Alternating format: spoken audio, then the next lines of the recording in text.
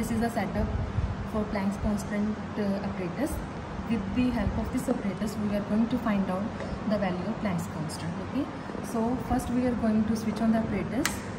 So as you can see on your screen, that this is the current reading from where we can note down the value of current that is passing through the LED, and here we are going to note down what is the stopping potential. So basically this is the ammeter and this is the voltmeter, and this is the frequency generator by which we can change the value of voltage. Okay, and here this is the point where we can insert the LEDs. We have different LEDs, like we have red LED, green LED and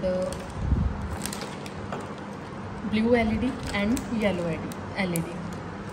So basically what we have to do, we have to take one by one of these LEDs. For example, I have taken this red LED. Okay, after that you have to insert that LED over here. Okay, now we have to hold the LED like this so that we can come to know at what point it is going to blink. Okay, so here we are going to change the potential. You just need to note down the value of potential, so concentrate on the value of voltmeter. So by rotating this frequency generator, I am going to change the value of current and voltage, and we have to note down the value of voltage at which it is going to blink. So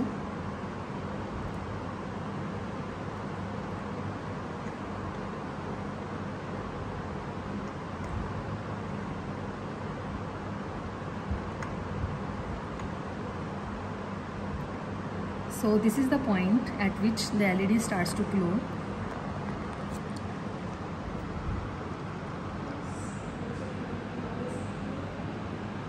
So if you can see the red tinge of color, okay, so it indicates that LED has been started to glow, and we have to note down the value of voltage, that is 1.27 in this case, in case of red LED. Okay, once we have noted down the value of the red LED, we are going to remove the red LED and we will change frequency generator again to 0, and then we are going to insert another LED, that is blue LED. Okay, so one by one we have to insert green LED and this yellow LED.